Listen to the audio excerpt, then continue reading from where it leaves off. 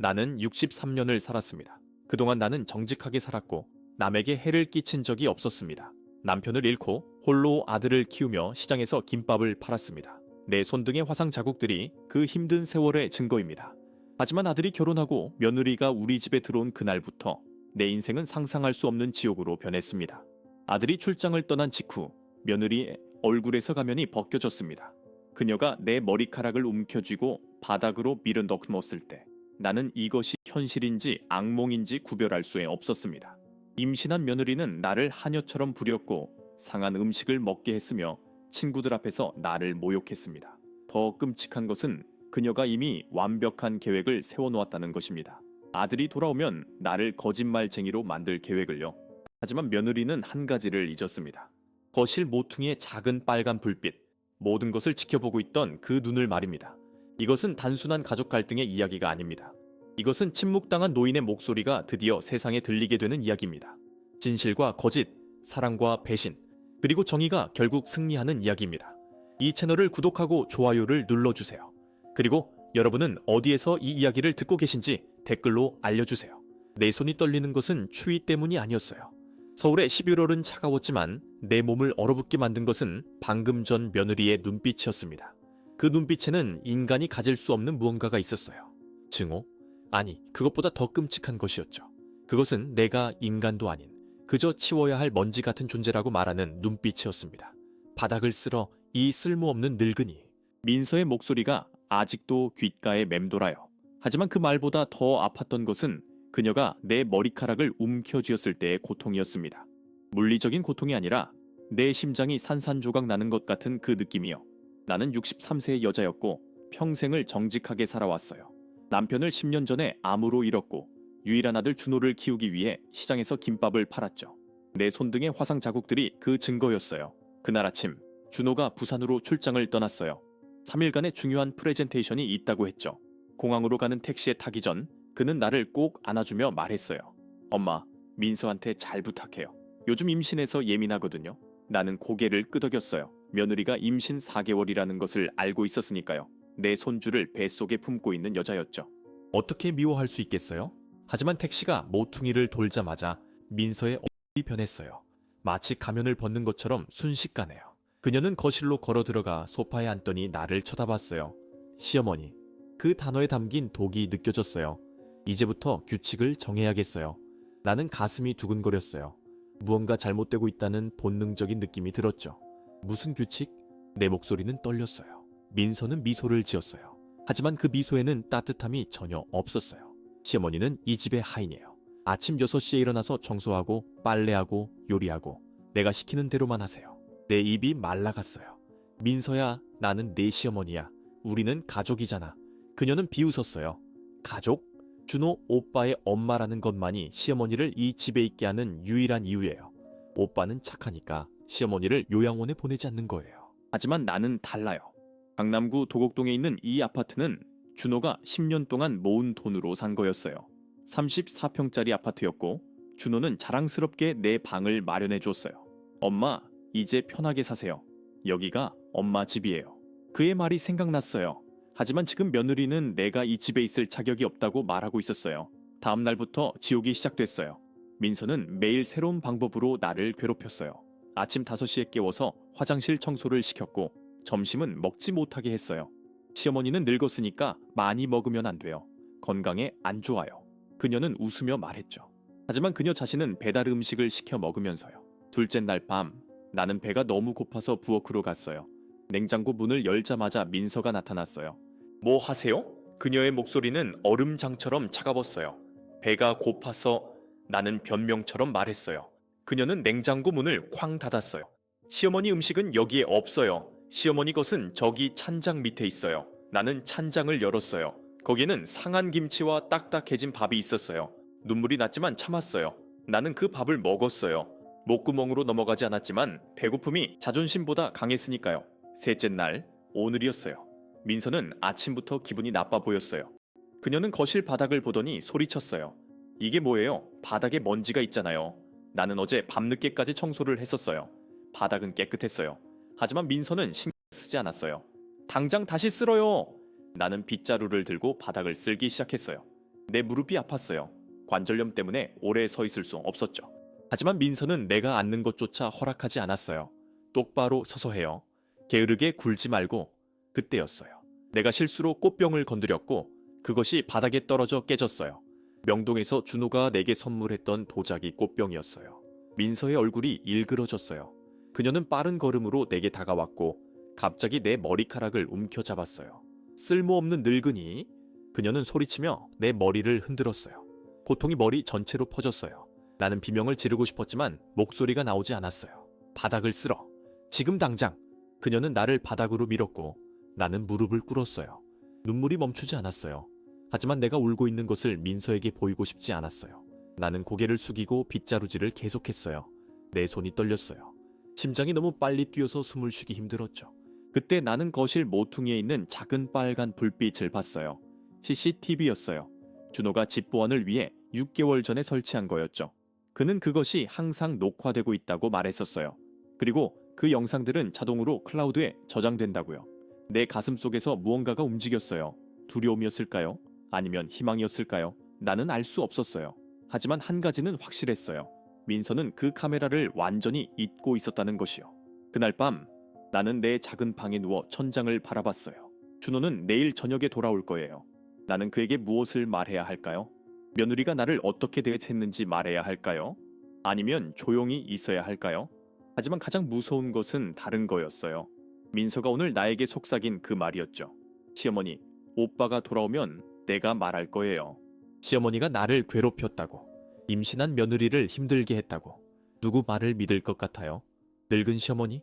아니면 손주를 가진 젊은 아내? 그녀는 옳았어요. 준호는 누구를 믿을까요? 나는 잠들 수 없었어요. 어둠 속에서 내 미래가 보이지 않았으니까요. 아침 햇살이 내 방 창문으로 들어왔지만 나는 어젯밤부터 한숨도 자지 못했어요. 내 몸은 침대 위에 있었지만 내 마음은 천장 어딘가를 떠돌고 있었죠. 민서가 한 말이 계속 머릿속에서 울려 퍼졌어요. 누가 믿을 것 같아요? 그 질문이 날카로운 유리 조각처럼 내 가슴을 찔렀어요. 시계를 봤어요. 오전 5시 23분. 민서가 깨우러 오기 전에 일어나야 했어요. 어제 그녀는 내가 5시 30분까지 부엌에서 대기하고 있어야 한다고 말했거든요. 나는 천천히 일어났어요. 내 온몸이 쑤셨어요. 어제 바닥에 쓰러졌을 때 왼쪽 어깨를 다쳤나 봐요. 움직일 때마다 날카로운 통증이 왔지만 나는 신음소리조차 내지 않았어요. 민서가 들을까봐 무서웠으니까요. 화장실 거울 앞에 섰을 때 나는 내 모습을 거의 알아보지 못했어요. 머리카락이 한쪽으로 쏠려 있었고 눈 밑에는 까만 그림자가 져 있었어요. 하지만 가장 충격적인 것은 내 눈빛이었어요. 거기에는 생기가 없었어요. 마치 이미 죽은 사람의 눈 같았죠. 언제부터 내가 이렇게 변한 걸까요? 부엌으로 가는 복도를 걸을 때 나는 거실의 CCTV를 다시 봤어요. 그 작은 빨간 불빛이 깜빡이고 있었어요. 녹화 중이라는 표시였죠. 이상하게도 그 불빛을 볼 때마다 내 가슴 속에서 뭔가가 따뜻해졌어요. 마치 누군가가 나를 지켜보고 있다는 느낌이었달까요. 준호가 그 카메라를 설치할 때 말했던 게 기억났어요. 엄마, 요즘 세상이 무서워요. 혹시 도둑이 들어올 수도 있잖아요. 이 카메라가 엄마를 지켜줄 거예요. 내 아들은 늘 나를 걱정했어요. 그가 어렸을 때도 그랬죠. 초등학교 3학년 때 내가 시장에서 넘어져 무릎을 다쳤을 때 준호는 자기 용돈을 모아서 파스를 사왔어요. 엄마, 이거 바르면 안 아파요. 선생님이 그러셨어요. 그의 작은 손이 내 무릎에 파스를 붙여주던 순간이 선명해요. 그때 나는 울었어요. 기쁨의 눈물이었죠. 하지만 지금 준호는 어디 있을까요? 부산의 호텔 방에서 편히 자고 있을 거예요. 내일 있을 프레젠테이션을 위해 준비하면서요. 그는 아무것도 모를 거예요. 자기 아내가 자기 엄마를 어떻게 대하고 있는지, 자기가 사랑하는 두 여자 사이에서 무슨 일이 벌어지고 있는지. 부엌에 도착했을 때 나는 깜짝 놀랐어요. 민서가 이미 거기 서 있었거든요. 그녀는 잠옷 차림이었고 배를 쓰다듬으며 나를 쳐다보고 있었어요. 늦었네요, 시어머니. 그녀의 목소리는 차가웠어요. 나는 벽시계를 봤어요. 5시 28분. 2분 일찍 도착했는데도 그녀는 내가 늦었다고 말했어요. 미안해. 내 목소리는 거의 속삭임 같았어요. 민서는 코웃음을 쳤어요. 미안하다고요? 말로만 미안하면 다예요. 시어머니는 행동으로 보여줘야 해요. 그녀는 싱크대를 가리켰어요. 거기에는 어젯밤 그녀가 먹었던 치킨뼈와 맥주병들이 쌓여 있었어요. 30분 안에 다 깨끗하게 치워요. 한 점의 기름기도 남기면 안 돼요. 나는 고개를 끄덕이고 설거지를 시작했어요. 물이 차가웠어요.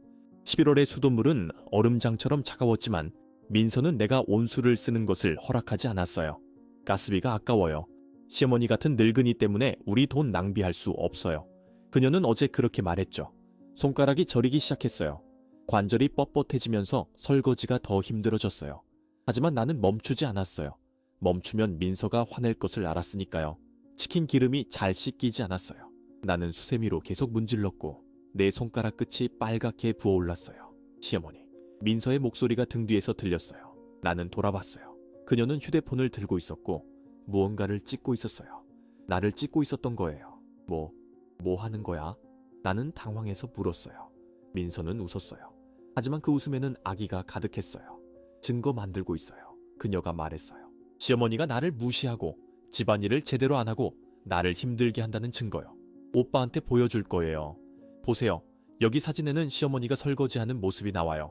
하지만 내가 말하면 오빠는 시어머니가 나한테 이것밖에 안 시킨다고 생각할 거예요. 아니, 내가 임신했는데도 시어머니가 아무것도 안 도와준다고 생각하겠죠.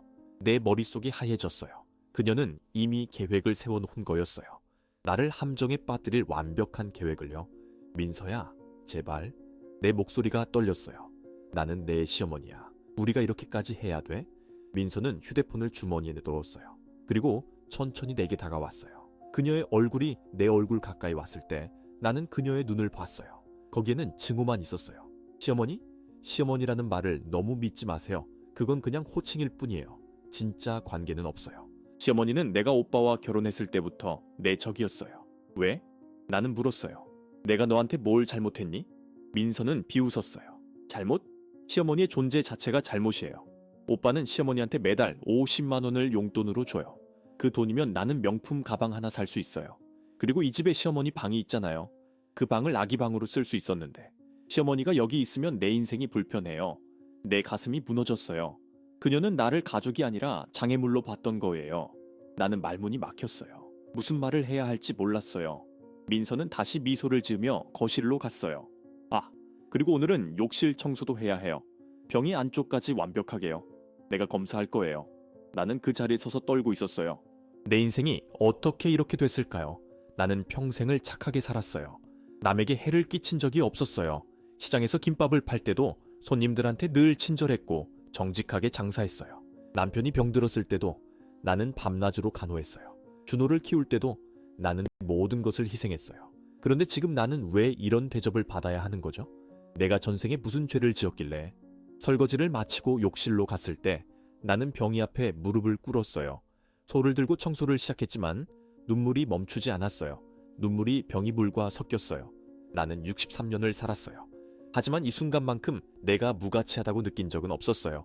복도를 지나갈 때 나는 준호의 어린 시절 사진을 봤어요. 벽에 걸린 액자였죠. 사진 속 준호는 웃고 있었고 나는 그를 안고 있었어요. 우리 둘 다 행복해 보였어요. 그때가 그리웠어요. 모든 것이 단순했던 그 시절이요. 하지만 지금 내 아들은 어디 있을까요? 그는 언제 돌아올까요? 그리고 그가 돌아왔을 때 나는 진실을 말할 용기가 있을까요? 그날 오후 2시쯤 나는 발코니에서 빨래를 널고 있었어요. 서울의 하늘은 회색빛이었고 비가 올 것 같았죠. 내 손은 여전히 아침에 찬물 설거지 때문에 부어 있었어요. 빨래 집게를 잡을 때마다 손가락 관절이 욱신거렸지만 나는 소리 없이 일을 계속했어요. 민서는 거실 소파에 누워 TV를 보고 있었어요. 드라마였죠. 주인공들이 웃고 떠들었지만 나에게는 그 소리가 멀게만 들렸어요. 마치 다른 세상에서 나는 소리 같았달까요? 나는 그 세상에 속하지 않은 것 같았어요. 빨래를 다 널고 안으로 들어왔을 때 민서가 나를 쳐다봤어요. 시어머니, 저녁은 뭐 해줄 거예요? 그녀의 목소리는 명령조였어요. 질문이 아니라 명령이었죠. 나는 잠시 생각했어요. 냉장고에 뭐가 있었는지 기억하려고요. 된장찌개랑 생선구이 어떨까? 내가 조심스럽게 물었어요. 민서는 코웃음을 쳤어요. 된장찌개? 그런 시골 음식 말고 다른 거 해요? 나는 임신했다고요. 영양가 있는 거 먹어야 해요. 그녀는 휴대폰을 꺼내 뭔가를 보더니 말했어요. 삼계탕 해요? 인삼도 넣고 대추도 넣고 제대로 만들어요. 내 가슴이 철렁했어요. 삼계탕을 만들려면 시장에 가야 했어요. 닭도 사야 하고 인삼도 사야 하고 찹쌀도 필요했죠. 하지만 나는 돈이 없었어요. 지난달 용돈 50만 원 중에서 30만 원은 약값으로 썼고 나머지는 교회 헌금으로 냈거든요. 지갑에는 겨우 5천 원밖에 남지 않았어요. 민서야, 나는 목소리를 낮췄어요. 시장 갈 돈이 없는데. 준호한테 얘기해서 민서가 벌떡 일어났어요. 그녀의 얼굴이 붉어졌어요. 돈이 없다고요? 그럼 시어머니 용돈은 다 어디 갔어요? 매달 50만 원씩 받잖아요. 약을 사야 해서 내가 변명하려 했지만 민서는 듣지 않았어요. 양? 시어머니는 늙어서 아프면 그냥 참아야죠. 젊은 사람들도 다 참고 사는데. 나도 입덧이 심해서 힘든데 약 안 먹어요. 왜 시어머니만 특별 대우 받으려고 해요? 내 목이 메었어요. 내가 먹는 약은 고혈압약이었어요. 의사 선생님이 매일 먹지 않으면 위험하다고 했던 약이었죠. 하지만 민서에게 그 말을 해봤자 소용없을 것 같았어요. 그녀는 내 건강 따위는 관심도 없었으니까요. 알았어. 내가 뭐든지 만들어줄게. 나는 고개를 숙였어요. 민서는 다시 소파에 누우며 말했어요. 삼계탕 아니면 굶을 거예요. 아, 그리고 오늘 내 친구들이 저녁에 올 거예요. 4명이요. 그러니까 삼계탕 5인분 만들어야 해요. 내 머릿속이 복잡해졌어요. 5인분의 삼계탕이라니. 그것도 내가 먹을 것도 아니면서요. 나는 부엌으로 가서 냉장고를 다시 확인했어요. 계란 3개, 시든 파 몇 개, 김치만 있었어요. 이것으로는 아무것도 만들 수 없었어요. 나는 지갑을 열어봤어요. 5,000원권 지폐 한 장이 초라하게 놓여 있었죠. 이 돈으로는 닭 한 마리도 살 수 없었어요. 내 눈에서 눈물이 흘러내렸어요. 나는 어떻게 해야 할까요? 그때 내 휴대폰이 울렸어요. 오래된 폴더폰이었죠. 준호가 2년 전에 사준 거였어요. 엄마, 혹시 급한 일 있을 때 전화하세요. 그가 말했었죠. 나는 전화를 받았어요. 여보세요? 엄마? 준호의 목소리였어요. 내 아들의 목소리를 듣는 순간 나는 울음을 터뜨릴 뻔했어요. 하지만 참았어요. 민서가 거실에서 들을 수 있었으니까요. 준호야, 어떻게 지내니? 내 목소리는 떨렸지만 나는 밝은 척했어요. 엄마, 프레젠테이션 잘 끝났어요. 내일 저녁에 집에 갈게요. 민서 잘 지내죠? 혹시 엄마한테 무례하게 굴거나 그러지는 않았어요? 준호의 말에 내 가슴이 찢어지는 것 같았어요. 내 아들은 걱정하고 있었어요. 하지만 진실을 모르고 있었죠. 나는 거실을 쳐다봤어요. 민서가 나를 노려보고 있었어요. 그녀의 눈빛은 분명했어요. 한마디라도 잘못 말하면 끝이에요. 그녀의 눈이 말하고 있었죠. 나는 침을 삼켰어요. 괜찮아. 민서는 착한 애야. 걱정하지 마. 다행이다. 엄마, 제가 없는 동안 외롭지 않으셨어요? 준호가 물었어요. 나는 대답할 수 없었어요. 목이 메어서 말이 안 나왔거든요. 엄마, 왜 대답 안 하세요? 준호의 목소리에 걱정이 묻어났어요. 아니야, 괜찮아. 나는 거짓말을 했어요. 조금 피곤해서 그래. 요즘 날씨가 추워지니까. 준호가 한숨을 쉬었어요. 엄마, 건강 조심하세요. 약 잘 챙겨 드시고요. 내일 보자마자 제가 맛있는 거 사다 드릴게요. 전화를 끊고 나서 나는 부엌 바닥에 주저앉았어요. 내 아들과 거짓말을 했어요. 평생 처음으로 준호에게 거짓말을 한 거예요. 어렸을 때 준호가 엄마, 거짓말은 나쁜 거죠? 라고 물었을 때 나는 그래, 거짓말은 절대 하면 안 돼. 라고 가르쳤었어요. 하지만 지금 나는 그 가르침을 스스로 어긴 거예요. 민서가 부엌으로 들어왔어요. 오빠한테 뭐라고 해서 권하고 했어요? 그녀가 팔짱을 끼고 물었어요. 나는 고개를 들었어요. 아무 말도 안 하랬어. 네가 잘해준다고 했어. 민서는 만족스러운 미소를 지었어요. 잘했어요. 시어머니가 똑똑하네요. 민서야, 제발. 나는 애원했어요. 시장 갈 돈 좀 줄 수 없니? 닭이랑 재료 사야 내 친구들한테 삼계탕 해줄 수 있어. 민서는 생각하는 척했어요.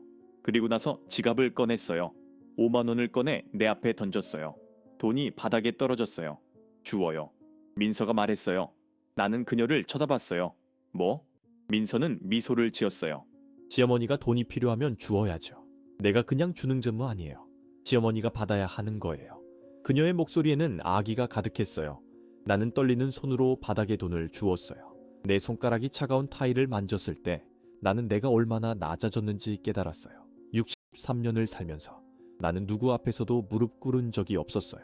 하지만 지금 나는 바닥에서 돈을 줍고 있었어요. 내 며느리 앞에서요. 돈을 주워 들었을 때 내 손이 떨렸어요. 민서는 돌아서서 거실로 갔어요. 요겁시까지 다 준비해놔요. 내 친구들은 까다로워요.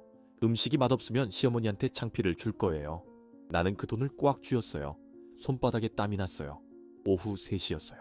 4시간 안에 시장에 가서 장을 보고 돌아와서 삼계탕을 만들어야 했어요. 내 몸은 피곤했지만 선택의 여지가 없었어요. 현관문을 나서면서 나는 뒤돌아봤어요. 민서는 소파에서 웃고 있었어요. 드라마를 보면서요. 그녀는 행복해 보였어요. 나를 괴롭히는 것이 그녀를 즐겁게 만드는 것 같았어요. 계단을 내려가면서 나는 생각했어요. 내가 정말 이것을 견딜 수 있을까? 준호가 돌아오기까지 하루만 더 버티면 돼요. 하지만 그 후에는 민서가 거짓말을 하면, 준호가 그녀의 말을 믿으면 찬바람이 내 얼굴을 때렸어요. 11월의 바람은 날카로웠어요. 하지만 내 마음보다는 따뜻했죠. 나는 버스 정류장을 향해 걸었어요. 내 그림자가 땅에 길게 늘어져 있었어요. 그 그림자는 너무 외로워 보였어요. 그때 나는 알았어요. 뭔가 변해야 한다는 것을요. 이대로는 안 된다는 것을요. 하지만 어떻게? 도곡시장은 사람들로 붐볐어요. 오후 3시 반쯤 도착했을 때 상인들은 저녁장을 보러 온 주부들에게 소리치며 물건을 팔고 있었죠. 싱싱한 배추, 오늘만 특별 가격. 고등어 봐요. 방금 들어온 거예요. 그 익숙한 소리들이 내 귀에 들렸지만 오늘은 왠지 낯설게 느껴졌어요. 나는 이 시장에서 10년 동안 김밥을 팔았었어요. 저 모퉁이에 있는 작은 가게였죠. 지금은 다른 사람이 운영하고 있었지만 지나갈 때마다 그 시절이 생각났어요. 새벽 4시에 일어나 재료를 준비하고 김밥을 만들고 손님들을 맞이하던 그때가요. 힘들었지만 행복했어요. 내가 번 돈으로 준호를 대학에 보낼 수 있었으니까요. 정육점 앞에 섰을 때 주인 아저씨가 나를 알아봤어요. 어머, 김 여사님, 오랜만이네요. 그는 웃으며 말했어요. 나도 억지로 미소를 지었어요. 네, 오랜만이에요. 내 목소리는 힘이 없었어요. 연기에 있어요? 삼계탕 만들려고요. 당연히 있죠. 몇 마리 필요하세요? 그가 물었어요. 나는 손가락으로 계산했어요. 민서의 친구 4명, 민서까지 5명이니까 닭 5마리가 필요했어요. 5마리요. 주인 아저씨는 놀란 표정을 지었어요. 5마리나요? 손님 오세요? 나는 고개를 끄덕였어요. 네, 며느리 친구들이 와요. 주인 아저씨는 닭들을 골라 비닐봉지에 담으며 말했어요. 며느리분이 친구들이 많으신가 보네요. 좋은 일이에요. 가족끼리 화목한 게 제일이죠. 그의 말에 내 가슴이 찔렸어요. 화목? 우리 집에는 화목이 없었어요. 전부 얼마예요? 내가 물었어요. 주인 아저씨는 계산기를 두드렸어요. 닭 5마리에 45,000원이에요. 김 여사님은 단골이니까 조금 깎아드릴게요. 4만 원만 주세요. 내 손이 떨렸어요. 5만 원에서 4만 원을 쓰면 인삼이랑 대추, 찹쌀 살 돈이 1만 원밖에 안 남았어요. 돈을 건네면서 나는 입술을 깨물었어요. 한약방으로 가야 했어요. 인삼이 필요했으니까요. 시장 끝에 있는 작은 한약방에 들어갔을 때 한약사 선생님이 나를 쳐다봤어요. 어서 오세요. 뭐가 필요하세요? 인삼이요. 삼계탕에 넣을 인삼 5뿌리요. 내가 말했어요. 한약사 선생님은 서랍에서 인삼을 꺼냈어요. 좋은 걸로 드릴까요? 나는 주저했어요. 좋은 인삼은 비쌌어요. 아니요, 그냥 싼 걸로요. 선생님은 고개를 끄덕이며 작은 인삼 5뿌리를 골랐어요. 대추도 필요하세요? 그가 물었어요. 나는 고개를 끄덕였어요. 네, 대추도요. 그리고 찹쌀도. 선생님은 재료들을 준비했어요. 계산기를 두드린 후에 말했어요. 전부 합해서 12,000원이에요. 내 머릿속이 하얘졌어요. 12,000원이라고? 나는 1만 원밖에 없었어요. 저 혹시 조금 깎아주실 수 있나요? 내 목소리는 거의 속삭임 같았어요. 한약사 선생님은 난처한 표정을 지었어요. 어머님, 이미 최저가예요. 제가 더 깎아드리면 저도 손해예요. 나는 지갑을 열었어요. 1만 원짜리 지폐 한 장이 전부였어요. 내 눈에서 눈물이 맺혔어요. 그럼 대추는 빼주세요. 인삼이랑 찹쌀만 주세요. 선생님은 잠시 망설이다가 대추를 다시 넣었어요. 에이, 그냥 드릴게요. 어머님 같은 분이 고생하시는 게 안쓰러워서요. 그의 친절함에 나는 울음을 터뜨릴 뻔했어요. 고맙습니다. 정말 고맙습니다. 나는 고개를 숙여 인사했어요. 돈을 건네고 재료들을 받았을 때 내 손에는 아무것도 남지 않았어요. 5만 원이 순식간에 다 사라진 거예요. 버스를 탈 돈조차 없었어요. 나는 집까지 걸어가야 했어요. 도곡동 아파트까지는 30분 정도 걸렸죠. 무거운 비닐봉지들을 들고 걸으면서 내 어깨가 아파왔어요. 하지만 멈출 수 없었어요. 시간이 없었으니까요. 길을 걷는 동안 나는 주변 사람들을 봤어요. 젊은 엄마들이 아이들 손을 잡고 웃으며 걷고 있었어요. 노부부가 팔짱을 끼고 천천히 산책하고 있었죠. 그들은 모두 행복해 보였어요. 나도 한때는 그랬었어요. 남편과 함께 이 거리를 걸으며 미래를 꿈꿨었죠. 하지만 지금 나는 혼자였어요. 무거운 짐을 들고 며느리를 위해 음식을 만들러 가는 늙은 여자였어요. 내 인생이 어떻게 이렇게 됐을까요? 집에 도착했을 때는 오후 5시였어요. 2시간밖에 남지 않았어요. 나는 황급히 현관문을 열었어요. 민서는 여전히 거실에 있었어요. 하지만 이번에는 혼자가 아니었어요. 여자 한 명이 그녀 옆에 앉아 있었어요. 언니, 이분이 시어머니세요? 그 여자가 나를 보며 물었어요. 민서는 나를 훑어봤어요. 네, 맞아요. 저희 시어머니세요. 그녀의 목소리에는 애정이 전혀 없었어요. 오히려 경멸이 묻어 있었죠. 나는 인사를 했어요. 안녕하세요. 그 여자는 어색하게 웃었어요. 안녕하세요. 민서 친구 수진이에요. 나는 고개를 끄덕이고 부엌으로 갔어요. 비닐봉지들을 싱크대에 내려놓자 내 팔이 저렸어요. 너무 무거웠거든요. 거실에서 그들의 대화가 들렸어요. 언니 시어머니 생각보다 늙으셨네요. 수진이 말했어요. 민서가 웃었어요. 그러게요. 저도 처음 봤을 때 놀랐어요. 오빠가 사진 보여줬을 땐 이렇게 늙지 않았거든요. 3년 사이에 확 늙으신 것 같아요. 그래도 요리는 잘하시겠네요. 나이 드신 분들이 음식은 잘하잖아요. 수진이 말했어요. 민서는 한숨을 쉬었어요. 글쎄요. 맛있으면 다행이고요. 사실 시어머니가 만든 음식 별로예요. 너무 싱거워요. 저는 짜게 먹는 걸 좋아하는데. 내 손이 멈췄어요. 나는 늘 준호가 좋아하는 맛으로 요리했어요. 준호는 싱겁게 먹는 걸 좋아했거든요. 그래서 나도 그렇게 요리했죠. 하지만 민서는 짜게 먹고 싶었던 거예요. 왜 나한테 말하지 않았을까요? 삼계탕을 만들기 시작했어요. 닭을 채 씻고 내장을 빼내고 찹쌀을 불려서 닭 뱃속에 넣었어요. 인삼과 대추도 함께 넣었죠. 내 손은 자동으로 움직였어요. 수십 년간 요리를 해왔으니까요. 하지만 내 마음은 무거웠어요. 6시 30분쯤 민서의 친구들이 모두 도착했어요. 현관에서 웃음소리가 터져 나왔어요. 민서야, 집 진짜 예쁘다. 와, 강남이라서 그런지 분위기가 다르네.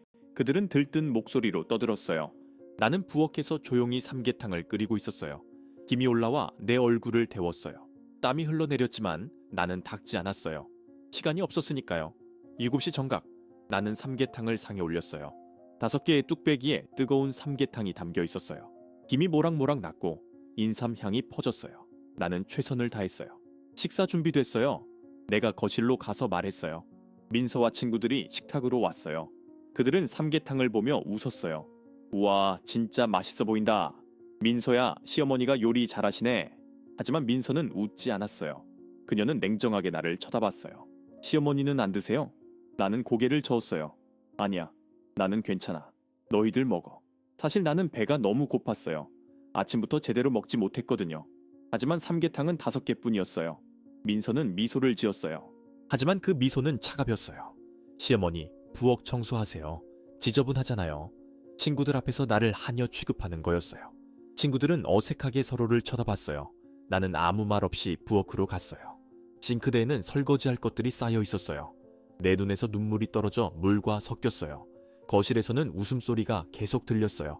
하지만 그 소리가 나를 비웃는 것처럼 느껴졌어요. 밤 9시가 넘어서야 민서의 친구들이 떠났어요. 그들은 현관에서 민서에게 인사하며 말했어요. 오늘 너무 재밌었어. 삼계탕 진짜 맛있었어. 시어머니한테 감사하다고 전해줘. 하지만 민서는 나를 부르지 않았어요. 그들이 고맙다는 말을 직접 전할 기회조차 주지 않았죠. 나는 부엌에서 마지막 설거지를 하고 있었어요. 내 손은 빨갛게 부어 있었고 손가락 끝이 쭈글쭈글해졌어요. 몇 시간 동안 찬물에 담가 있었으니까요. 등은 구부정해졌고 허리가 끊어질 것처럼 아팠어요. 하지만 거의 다 끝났어요. 조금만 더 참으면 돼요. 현관문이 닫히는 소리가 들렸어요. 친구들이 다 간 거예요. 나는 안도의 한숨을 쉬었어요. 이제 내 방으로 가서 쉴 수 있을 거예요. 아니, 쓰러질 수 있을 거예요. 내 몸은 더 이상 버틸 힘이 없었으니까요. 하지만 민서가 부엌으로 들어왔어요. 그녀의 얼굴에는 미소가 없었어요. 시어머니, 설거지 다 했어요? 나는 고개를 끄덕였어요. 응, 거의 다 했어. 민서는 싱크대를 살펴봤어요. 마치 검사하듯이요. 그녀는 손가락으로 접시를 문질렀어요. 이게 뭐예요? 그녀가 소리쳤어요. 여기 기름기가 남아있잖아요. 나는 가까이 가서 봤어요. 정말 작은 기름 자국이었어요. 눈에 거의 안 보일 정도로요. 미안해. 다시 씻을게. 내가 말했어요. 민서는 그 접시를 바닥에 던졌어요. 쨍그랑. 접시가 깨지며 조각들이 사방으로 튀었어요. 나는 깜짝 놀라 뒤로 물러났어요. 미안하다고요? 말로만 미안하면 다예요. 민서의 목소리는 분노로 떨렸어요. 시어머니는 정말 쓸모없어요. 설거지 하나도 제대로 못해요. 내 친구들 앞에서 창피했어요. 다들 시어머니가 만든 음식 짜다고 했다고요. 그녀는 거짓말을 하고 있었어요. 나는 거실에서 그들의 대화를 들었어요. 모두 맛있다고 했었죠. 민서야, 내 목소리가 떨렸어요. 제발 그만해. 나는 내 시어머니야. 왜 이러는 거야? 민서는 비웃었어요. 시어머니? 시어머니라는 게 뭐가 대단해요? 그냥 오빠 엄마일 뿐이잖아요. 나한테는 아무 의미 없어요. 그때 내 안에서 뭔가가 끊어졌어요. 3일 동안 쌓였던 분노와 슬픔과 굴욕감이 폭발할 것 같았어요. 하지만 나는 참았어요. 아직은 참아야 했어요. 준호가 내일 돌아올 거예요. 그때까지만 견디면 돼요. 바닥 치워요. 접시 조각들 다 주워요. 민서가 명령했어요. 나는 무릎을 꿇고 깨진 조각들을 줍기 시작했어요. 날카로운 조각이 내 손가락을 베었어요. 피가 났지만 나는 신경 쓰지 않았어요. 그냥 조용히 조각들을 모았어요. 민서는 나를 내려다보며 서 있었어요. 시어머니, 내가 왜 시어머니를 싫어해야 하는지 알아요? 그녀가 갑자기 물었어요. 나는 대답하지 않았어요. 그녀는 계속 말했어요. 시어머니가 있으면 오빠가 나한테만 집중하지 않아요. 항상 엄마는 괜찮으세요? 엄마 약은 챙기셨어요. 이런 식이에요. 나는 오빠의 아내인데 마치 내가 이순이인 것 같아요. 내 가슴이 아팠어요. 민서는 질투하고 있었던 거예요. 아들이 어머니를 사랑하는 것을 질투하고 있었어요. 민서야, 준호는 너를 사랑해. 나보다 훨씬 더. 내가 조용히 말했어요. 말로만 그렇죠. 실제로는 아니에요. 작년 크리스마스 기억나요? 오빠가 나한테 목걸이를 선물했어요. 30만 원짜리였죠. 하지만 시어머니한테는 50만 원짜리 코트를 샀어요. 나는 아내인데 시어머니보다 못한 대접을 받았어요. 민서의 목소리에는 원망이 가득했어요. 나는 그 코트를 기억했어요. 준호가 백화점에서 골라준 검은색 코트였죠. 나는 너무 비싸다고 거절했지만 준호는 고집을 부렸어요. 엄마, 겨울에 춥잖아요. 좋은 거 입으세요. 그가 말했었죠. 하지만 나는 몰랐어요. 그것 때문에 민서가 화났을 줄은요. 미안해. 나는 진심으로 사과했어요. 내가 알았으면 그 코트 안 받았을 거야. 민서는 냉소를 지었어요. 이미 늦었어요. 그리고 그것만이 아니에요. 매달 50만 원, 시어머니 방, 시어머니한테 쏟는 오빠의 관심. 모든 게 싫어요. 그녀는 돌아서서 거실로 갔어요. 나는 바닥에 남아 깨진 조각들을 계속 주웠어요. 피가 바닥에 떨어져뒀어요. 빨간 방울들이 흰 타일 위에 번졌어요. 나는 그것을 보며 생각했어요. 내 인생도 저렇게 바닥에 떨어져 깨진 것 같다고. 밤 11시쯤 나는 드디어 내 방으로 갈 수 있었어요. 문을 닫고 침대에 쓰러졌어요. 온몸이 아팠어요. 하지만 육체적 고통보다 더 아픈 것은 마음의 상처였어요. 민서의 말들이 칼처럼 내 가슴을 찔렀어요. 나는 천장을 바라봤어요. 어둠 속에서 눈물이 흘러내렸어요. 없이 울었어요. 민서가 들을까봐 이불로 얼굴을 가렸어요. 내 눈물이 베개를 적셨어요. 얼마나 울었는지 몰라요. 한참 후에야 눈물이 멈췄어요. 그때 내 휴대폰이 울렸어요. 화면을 보니 준호에게서 온 문자였어요. 엄마, 내일 저녁 6시쯤 집에 도착해요. 엄마 보고 싶어요. 사랑해요. 그 간단한 문자를 읽으며 내 눈에서 다시 눈물이 났어요. 하지만 이번에는 조금 다른 눈물이었어요. 희망의 눈물이었달까요? 내일이면 준호가 돌아와요. 내 아들이 돌아오면 나는 뭘 해야 할까요? 진실을 말해야 할까요? 아니면 계속 참아야 할까요? 민서가 거짓말을 하면 어떡하죠? 준호가 누구를 믿을까요? 나는 옷장을 열었어요. 거기에 작은 상자가 있었어요. 남편이 죽기 전에 나에게 준 상자였죠. 여보, 힘들 때 이걸 보세요. 우리가 함께 했던 시간들을 기억하세요. 남편이 말했었어요. 나는 그 상자를 열었어요. 안에는 오래된 사진들이 있었어요. 우리의 결혼식 사진, 준호가 태어났을 때 사진, 준호의 졸업식 사진. 모든 사진 속에서 우리는 웃고 있었어요. 행복했었어요. 그때는 미래가 밝아 보였어요. 하지만 지금은 어떤가요? 남편은 없고 나는 혼자예요. 내가 사랑하는 아들의 집에서 학대를 받고 있어요. 내 며느리에게서요. 이것이 내 인생의 끝일까요? 이렇게 비참하게 끝나는 걸까요? 아니에요. 나는 포기할 수 없어요. 아직 포기하기는 이르다고요. 내일 준호가 돌아오면 나는 용기를 내야 해요. 진실을 말해야 해요. 그가 믿지 않더라도 나는 시도해야 해요. 그때 나는 기억했어요. CCTV를요. 거실에 그 작은 카메라가 모든 것을 녹화하고 있다는 것을요. 민서가 나를 때렸을 때, 나를 모욕했을 때 모든 순간들이 녹화됐을 거예요. 그것이 증거가 될 수 있어요. 하지만 어떻게 그 영상을 볼 수 있을까요? 준호가 클라우드 비밀번호를 알고 있을 거예요. 내가 그에게 물어보면 그는 왜 그러냐고 물을 거예요. 뭐라 답하죠? 내 머릿속이 복잡했어요. 너무 많은 생각들이 소용돌이쳤어요. 나는 다시 침대에 누웠어요. 피곤했어요. 너무나 피곤했어요. 눈을 감았어요. 잠이 들기 직전 나는 남편의 목소리를 들은 것 같았어요. 여보, 힘내요. 당신은 강한 사람이에요. 포기하지 마세요. 그의 목소리는 따뜻했어요. 마치 그가 여기 있는 것처럼요. 나는 작게 속삭였어요. 당신, 나 좀 도와줘요. 나 혼자서는 못하겠어요. 어둠 속에서 내 목소리는 너무 작았어요. 하지만 나는 알았어요. 어딘가에서 남편이 듣고 있을 거라고. 그가 나를 지켜보고 있을 거라고. 내일이면 모든 것이 바뀔 거예요. 좋은 쪽으로든 나쁜 쪽으로든. 나는 준비돼야 해요. 준호에게 진실을 말할 준비를요. 준호가 돌아오는 날 아침, 나는 새벽 4시에 눈을 떴어요. 사실 제대로 잔 것도 아니었어요. 밤새 뒤척이며 생각했거든요. 오늘 준호에게 뭐라고 말할지, 어떻게 시작해야 할지요. 내 심장은 불안으로 두근거렸어요. 창밖을 보니 아직 어두웠어요. 서울의 11월 새벽은 고요했죠. 가끔 지나가는 차 소리만 들렸어요. 나는 침대에서 일어나 거울 앞에 섰어요. 내 얼굴은 지난 사흘 동안 더 늙어 보였어요. 눈 밑에 다크서클이 짙어졌고 볼이 꺼진 것 같았어요. 조심스럽게 방문을 열고 나왔어요. 복도는 조용했어요. 민서의 방에서는 아무 소리도 들리지 않았죠. 그녀는 아직 자고 있을 거예요. 요즘 그녀는 매일 늦게까지 자거든요. 임신했으니까 피곤할 거라고 나는 이해하려 했어요. 부엌으로 가서 물을 한 잔 마셨어요. 찬물이 목구멍을 타고 내려갔어요. 시원했지만 내 불안은 가라앉지 않았어요. 나는 거실을 봤어요. 저기 모퉁이에 CCTV가 있었어요. 빨간 불빛이 여전히 깜빡이고 있었죠. 그 카메라를 보면서 나는 결심했어요. 오늘 준호가 집에 오면 나는 그에게 그 영상을 보여달라고 요청할 거예요. 민서가 뭐라고 하든 준호가 처음엔 믿지 않더라도 증거가 있으면 진실을 알 수 있을 거예요. 오전 6시가 되자 나는 준호가 좋아하는 음식을 준비하기 시작했어요. 김치찌개와 계란말이, 그리고 그가 어렸을 때부터 좋아했던 멸치볶음이요. 냉장고에는 재료가 별로 없었지만 어제 시장에서 조금 남은 돈으로 멸치를 샀었어요. 준호를 위해서요. 요리를 하면서 나는 준호의 어린 시절을 떠올렸어요. 그가 초등학교 2학년 때였어요. 학교에서 상을 받고 돌아왔을 때 나는 그를 위해 특별한 저녁을 만들었었죠. 멸치볶음, 계란말이, 그리고 그가 제일 좋아하는 김치찌개를요.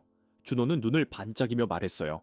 엄마, 세상에서 엄마 음식이 제일 맛있어요.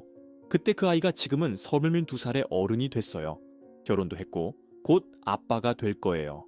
시간이 참 빨리 갔죠. 하지만 내 마음속에서 준호는 여전히 그 작은 아이예요. 내가 보호해야 할 아들이요. 오전 10시쯤 민서가 일어났어요. 그녀는 부엌으로 왔을 때 나를 쳐다봤어요. 뭐 하세요? 그녀가 물었어요. 준호, 오늘 돌아오잖아.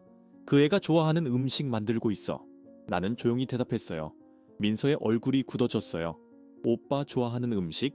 그녀는 비웃었어요. 시어머니는 아직도 모르시네요. 오빠는 이제 시어머니 음식보다 제 음식을 더 좋아해요. 제가 만든 파스타, 스테이크, 그런 거요.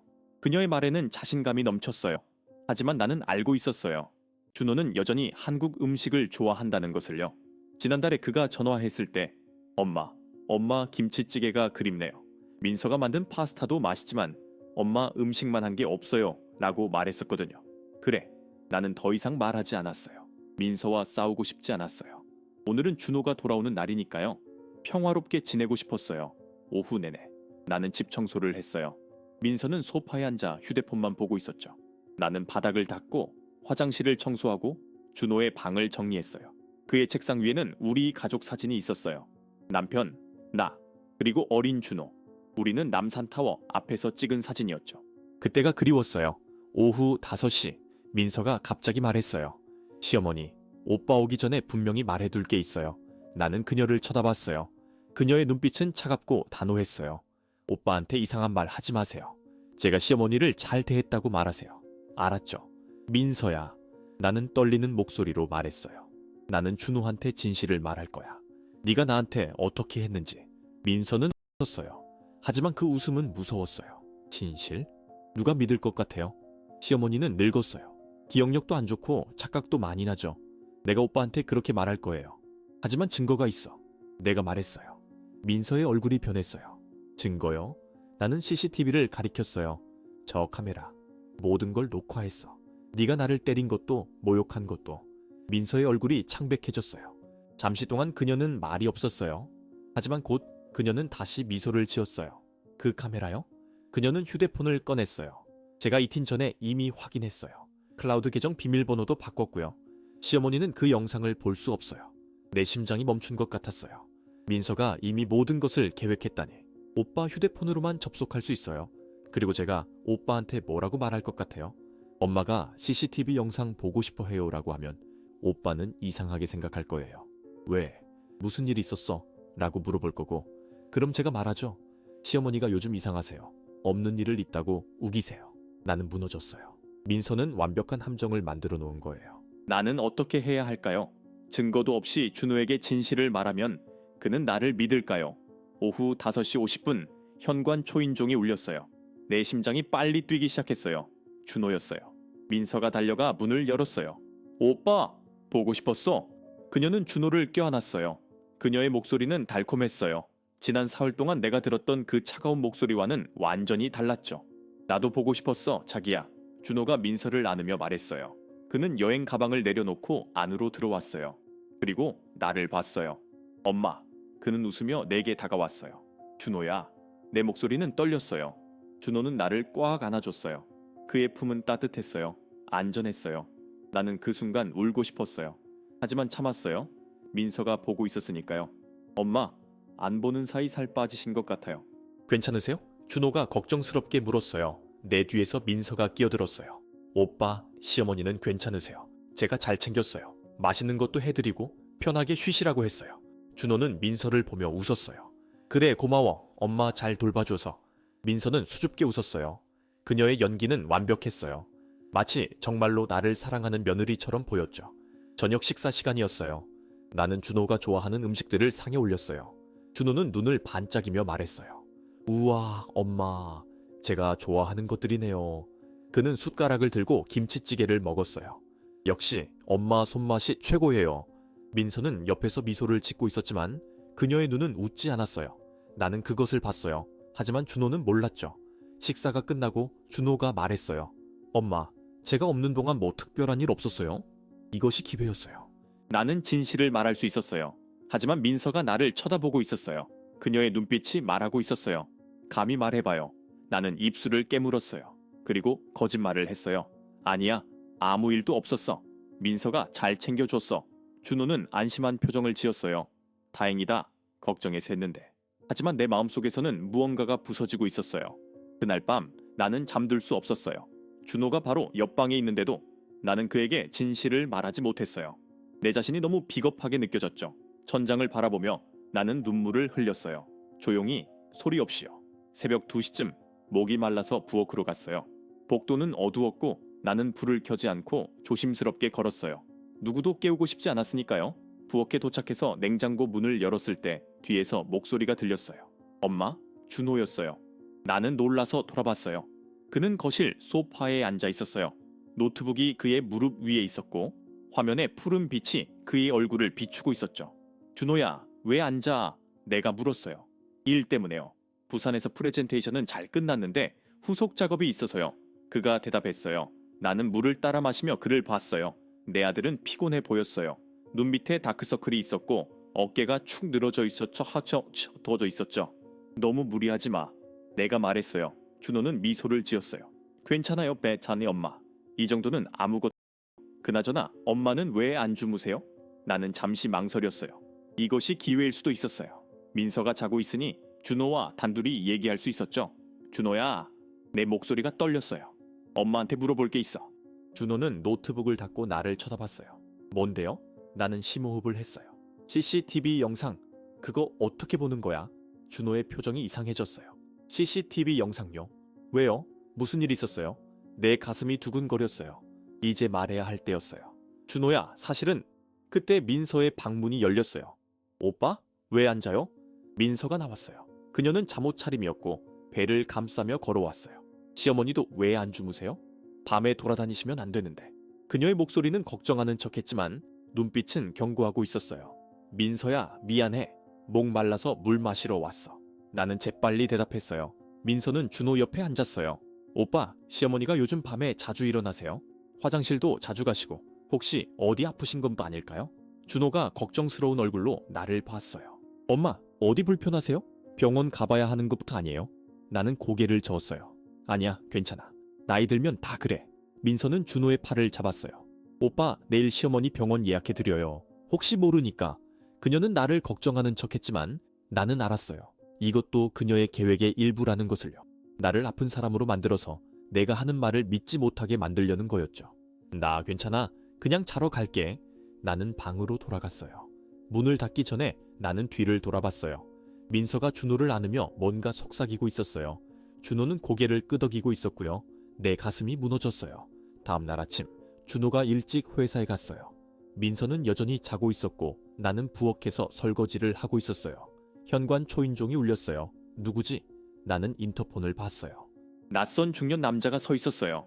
문을 열을 때 그 남자는 정중하게 인사했어요. 안녕하세요. 건물 관리 사무소에서 나왔습니다. CCTV 시스템 점검하러 왔어요. 나는 놀랐어요. CCTV 점검요? 남자는 고개를 끄덕였어요. 네, 정기이에요. 잠깐만 확인하면 돼요. 나는 그를 안으로 들였어요. 그는 거실의 CCTV를 살펴봤어요. 나는 옆에서 지켜보며 조심스럽게 물었어요. 저기, 이 카메라에 녹화된 영상은 어디에 저장되는 건가요? 관리사는 대답했어요. 클라우드에 저장돼요. 휴대폰 앱으로 언제든지 볼 수 있죠. 혹시 비밀번호를 잊어버리면 어떻게 해요? 내가 물었어요. 관리사는 웃었어요. 그럴 땐 관리사무소에 연락하시면 돼요. 신분증 확인하고 재설정해 드려요. 이 집 명의가 누구세요? 나는 잠시 생각했어요. 내 아들이요. 김준호. 그럼 아드님 신분증으로 재설정 가능해요. 하지만 본인이 직접 오셔야 해요. 관리사가 말했어요. 내 머릿속에 계획이 떠올랐어요. 준호의 신분증. 만약 내가 그것을 가지고 관리사무소에 가면 비밀번호를 재설정할 수 있을 거예요. 관리사가 떠난 후 나는 준호의 방으로 갔어요. 그의 책상 서랍을 열었어요. 거기에 신분증이 있었어요. 나는 떨리는 손으로 그것을 집었어요. 이것이 옳은 일일까? 아들의 물건을 몰래 가져가는 게? 하지만 나는 선택의 여지가 없었어요. 이것이 진실을 밝힐 유일한 방법이었으니까요. 나는 신분증을 주머니에 넣어줬어요. 그리고 재빨리 밖으로 나갔어요. 민서가 깨기 전에요. 관리사무소는 아파트 1층에 있었어요. 들어갔을 때 직원이 나를 맞이했어요. 어떻게 오셨어요? 나는 신분증을 꺼냈어요. CCTV 비밀번호 재설정하러 왔어요. 직원은 신분증을 확인했어요. 본인이 직접 오셔야 하는데요. 아들이 출근했어요. 저는 어머니예요. 급하게 필요해서 나는 애원하듯 말했어요. 직원은 난처한 표정을 지었어요. 규정상 본인만 가능한데 그때 옆에 있던 나이든 직원이 끼어들었어요. 어머님, 제가 도와드릴게요. 급하시다니까요. 그 직원은 컴퓨터로 뭔가를 했어요. 몇 분 후 그는 종이에 새 비밀번호를 적어줬어요. 이걸로 로그인하시면 돼요. 앱 이름은 세이프홈이에요. 나는 그 종이를 받아들었어요. 손이 떨렸어요. 정말 고맙습니다. 집으로 돌아가는 길에 나는 생각했어요. 이제 영상을 볼 수 있어. 증거를 확보할 수 있어. 하지만 그 다음은 준호에게 어떻게 보여줄까? 민서가 가만히 있을까? 집에 도착했을 때 민서는 아직 자고 있었어요. 나는 내 방으로 가서 문을 잠갔어요. 휴대폰을 꺼냈어요. 앱스토어에서 세이프홈 실습을 검색했어요. 앱을 다운받고 새 비밀번호로 로그인했어요. 화면에 우리 집 거실이 나타났어요. 실시간 영상이었어요. 나는 녹화 기록을 찾았어요. 지난 일주일치 영상이 있었어요. 나는 준호가 떠난 날로 돌아갔어요. 3일 전이요. 영상을 재생했어요. 준호가 현관에서 민서에게 키스하며 떠나는 장면이 나왔어요. 그리고 택시가 떠난 직후 민서의 얼굴이 변하는 게 보였어요. 내 심장이 빨리 뛰기 시작했어요. 영상은 계속됐어요. 민서가 나를 부르는 장면, 나를 모욕하는 장면, 내 머리카락을 잡는 장면, 모든 것이 거기 있었어요. 증거가 있었어요. 명백한 증거가요. 나는 울었어요. 하지만 이번에는 슬픔의 눈물이 아니었어요. 해방의 눈물이었어요. 드디어 내가 증명할 수 있게 됐어요. 내가 거짓말하지 않았다는 것을, 민서가 나를 학대했다는 것을요. 나는 영상을 내 휴대폰에 저장했어요.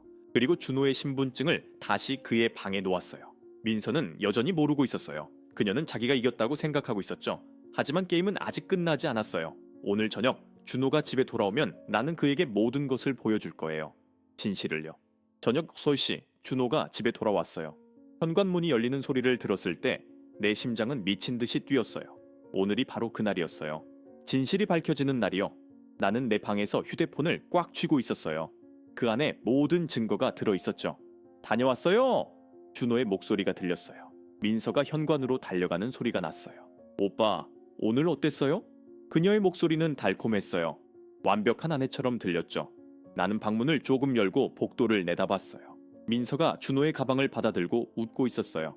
나는 심호흡을 했어요. 용기를 내야 했어요. 방에서 나와 거실로 갔어요.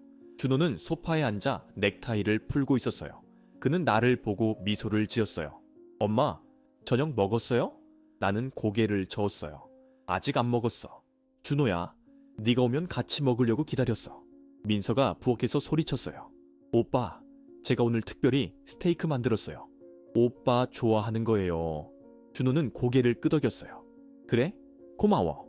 하지만 나는 알았어요. 준호는 스테이크보다 한식을 더 좋아한다는 것을요. 저녁 식사가 시작됐어요. 민서가 만든 스테이크가 접시에 놓여 있었어요. 준호는 한 입 먹고 맛있다 라고 말했어요. 하지만 그의 눈빛은 그리 행복해 보이지 않았어요. 민서는 계속 준호에게 음식을 권하며 떠들었어요. 나는 거의 먹지 못했어요. 목구멍으로 음식이 넘어가지 않았거든요. 내 머릿속은 오직 한 가지 생각으로 가득했어요. 언제 말할까? 어떻게 시작할까? 식사가 끝나고 준호가 거실로 가려 할 때 나는 말했어요. 준호야, 엄마가 너한테 보여줄 게 있어. 내 목소리는 떨렸지만 단호했어요. 준호는 멈춰 섰어요. 뭔데요? 민서가 재빨리 끼어들었어요. 오빠, 시어머니가 요즘 좀 이상하세요. 제 말 들어봐요. 하지만 나는 물러서지 않았어요. 준호야, 제발 한 번만 들어줘. 엄마가 보여줄 게 있어. 내 눈에서 눈물이 흘러내렸어요. 준호는 놀란 표정으로 나를 봤어요. 엄마, 왜 우세요? 무슨 일 있었어요? 나는 휴대폰을 꺼냈어요. 손이 너무 떨려서 제대로 잡기 힘들었어요. 이것 좀 봐. 제발. 민서의 얼굴이 창백해졌어요. 그녀는 내가 무엇을 보여주려는지 알았을 거예요. 오빠, 안 봐도 돼요. 시어머니가 이상한 거 보여주려는 거예요. 하지만 준호는 나에게서 휴대폰을 받아들었어요. 나는 저장해둔 영상을 재생했어요. 준호가 택시를 타고 떠난 직후의 장면이었죠. 화면에서 민서의 얼굴이 변하는 게 보였어요. 그리고 그녀가 나를 부르며 모욕하는 소리가 들렸어요. 바닥을 쓸어 이 쓸모없는 늙은이. 준호의 얼굴이 굳어졌어요. 그는 화면을 뚫어지게 쳐다봤어요. 민서가 내 머리카락을 잡는 장면이 나왔어요. 나의 비명소리, 민서의 차가운 웃음, 모든 것이 거기 있었어요. 이게 뭐야? 준호의 목소리는 떨렸어요. 그는 민서를 쳐다봤어요. 민서는 뒤로 물러났어요. 오빠, 이건 오해예요. 시어머니가 먼저. 하지만 준호는 듣지 않았어요. 영상은 계속 재생됐어요. 민서가 나를 바닥에 미는 장면, 내게 상한 음식을 주는 장면, 친구들 앞에서 나를 하녀처럼 대하는 장면. 모든 잔인한 순간들이 그 작은 화면에 담겨 있었어요. 준호는 휴대폰을 소파에 내려놓았어요. 그의 손이 떨리고 있었어요. 그의 목소리는 낮았지만 그 안에는 분노가 담겨 있었어요. 이게 정말이야? 네가 엄마한테 이렇게 했어? 민서는 울기 시작했어요. 오빠, 미안해요. 나도 모르게 그랬어요. 임신해서 호르몬 때문에 예민했어요. 시어머니가 자꾸 나를 무시해서. 그녀는 변명을 늘어놓았어요. 하지만 그 변명들은 영상 속 진실 앞에서 너무 허약했어요. 준호는 손으로 얼굴을 가렸어요. 그는 한참 동안 아무 말도 하지 않았어요. 거실은 무거운 침묵으로 가득했어요. 나는 그 침묵 속에서 숨을 죽이고 있었어요. 드디어 준호가 말했어요. 민서, 집 나가. 그의 목소리는 차갑고 단호했어요. 민서는 믿을 수 없다는 듯이 그를 쳐다봤어요. 뭐라고요? 오빠, 나 임신했어요. 오빠, 아기 가졌다고요. 알아. 준호가 말했어요. 하지만 너는 내 엄마를 학대했어. 용서할 수 없어. 민서는 무릎을 꿇었어요. 오빠, 제발 한 번만 용서해줘요. 다시는 안 그럴게요. 맹세해요. 그녀는 준호의 다리를 붙잡았어요. 하지만 준호는 냉정했어요. 너한테 기회는 충분히 있었어. 엄마한테 잘해줄 기회가 말이야. 하지만 너는 그 기회를 버렸어. 이제 우리는 끝이야. 민서는 히스테리를 부리기 시작했어요. 안 돼. 나 갈 곳 없어요. 오빠, 나한테 이럴 수 없어. 준호는 휴대폰을 꺼냈어요. 내가 너한테 호텔 예약해줄게. 거기서 당분간 지내. 그리고 이혼 서류 준비할게. 민서의 얼굴이 일그러졌어요. 그녀는 나를 쳐다봤어요. 그 눈빛에는 증오가 가득했어요. 이게 다 시어머니 때문이에요. 민서가 소리쳤어요. 시어머니가 신 없었으면 우리는 행복했을 거예요. 하지만 준호는 차갑게 말했어요. 아니야. 우리는 절대 행복하지 못했을 거야. 너는 내 엄마를 학대하는 사람이니까. 1시간 후 민서는 짐을 싸서 집을 떠났어요. 현관문이 닫히는 소리가 들렸을 때 나는 비로소 숨을 쉴 수 있었어요. 악몽이 끝났어요. 드디어 끝났어요. 준호는 내 옆에 앉았어요. 그는 나를 꼭 안았어요. 엄마, 정말 미안해요. 내가 몰랐어요. 엄마가 이렇게 고생하는 줄. 그의 목소리는 떨렸고 나는 그의 어깨가 흔들리는 것을 느꼈어요. 내 아들이 울고 있었어요. 괜찮아, 준호야. 나는 그의 등을 쓰다듬으며 말했어요. 이제 다 지나갔어. 우리는 괜찮을 거야. 준호는 나를 더 세게 안았어요. 엄마, 앞으로는 제가 더 잘할게요. 엄마를 절대 혼자 두지 않을게요. 그날 밤 우리는 오랜만에 둘이서 차를 마셨어요. 준호는 내가 좋아하는 국화차를 끓여줬어요. 우리는 거실 소파에 앉아 창밖을 바라봤어요. 서울의 야경이 아름다웠어요. 수많은 불빛들이 반짝이고 있었죠. 엄마는 정말 강한 사람이에요. 준호가 말했어요. 이 모든 걸 혼자 견뎌냈잖아요. 나는 고개를 저었어요. 혼자가 아니었어. 너를 생각하며 버텼어. 내 아들을 위해서. 준호는 내 손을 잡았어요. 엄마, 사랑해요. 그 간단한 세 단어가 내 마음을 따뜻하게 만들었어요. 나도 사랑해, 준호야. 우리는 한참 동안 그렇게 앉아 있었어요. 말없이요. 몇 주 후 이혼 절차가 진행됐어요. 민서는 아기를 낳았지만 양육권은 준호가 가져갔어요. 법원은 영상 증거를 보고 민서가 부적절한 사람이라고 판단했죠. 아기는 여자아이였어요. 준호는 그 아이의 이름을 희망이라고 지었어요. 나는 이제 손녀를 돌보고 있어요. 작은 희망이는 나를 보며 웃어요. 그 웃음을 볼 때마다 나는 생각해요. 내가 포기하지 않길 잘했다고. 진실을 밝히길 잘했다고. 때때로 나는 그 어두웠던 날들을 떠올려요. 민서의 잔인한 말들, 고통스러웠던 순간들. 하지만 이제 그것들은 과거예요. 나는 그것들로부터 배웠어요. 침묵하지 않는 것의 중요성을, 진실을 말하는 것의 용기를요. 그리고 가장 중요한 것은 나는 혼자가 아니라는 것을 깨달았어요. 준호가 있고 이제는 희망이도 있어요. 우리는 가족이에요. 진짜 가족이요. 오늘 아침 희망이가 처음으로 할머니라고 말했어요. 그 작은 목소리를 들었을 때 내 눈에서 눈물이 났어요. 하지만 이번에는 기쁨의 눈물이었어요. 인생은 때때로 우리에게 시련을 줘줘요. 하지만 우리가 포기하지 않고 진실을 위해 싸운다면 결국 빛이 어둠을 이긴다는 것을 나는 배웠어요. 티아허 엔드. 이 이야기를 들으시며 무엇을 느끼셨나요? 만약 여러분이 나의 입장이었다면 어떻게 하셨을까요? 침묵했을까요? 아니면 용기를 내어 진실을 말했을까요? 우리는 때때로 인생에서 가장 사랑하는 사람들을 보호하기 위해 침묵하곤 합니다. 하지만 침묵이 항상 정답은 아닙니다. 때로는 진실을 말하는 것이 우리 자신과 사랑하는 사람들을 지키는 유일한 방법입니다. 내가 이 이야기를 통해 여러분께 전하고 싶은 것은 간단합니다. 나이가 들었다고 해서, 약하다고 해서, 혼자라고 해서 포기하지 마세요. 여러분에게도 목소리가 있고 존엄성이 있으며 행복할 권리가 있습니다. 그리고 가장 어두운 순간에도 희망은 존재합니다. 때로는 그 희망이 거실 모퉁이의 작은 빨간 불빛처럼 우리가 예상하지 못한 곳에서 나타나기도 합니다. 진실은 언젠가 반드시 밝혀지고 정의는 결국 승리합니다. 여러분의 인생에서도 침묵해야 할 때와 말해야 할 때를 구별하는 지혜가 있기를 바랍니다. 그리고 어려움 속에서도 포기하지 않는 용기가 있기를 바랍니다. 이 이야기가 여러분께 작은 위로와 큰 교훈이 되었기를 바랍니다. 이 채널을 구독하고 좋아요를 눌러주세요. 그리고 이 이야기를 필요한 누군가와 공유해주세요. 여러분의 한 번의 공유가 누군가에게는 침묵을 깨는 용기가 될 수 있습니다.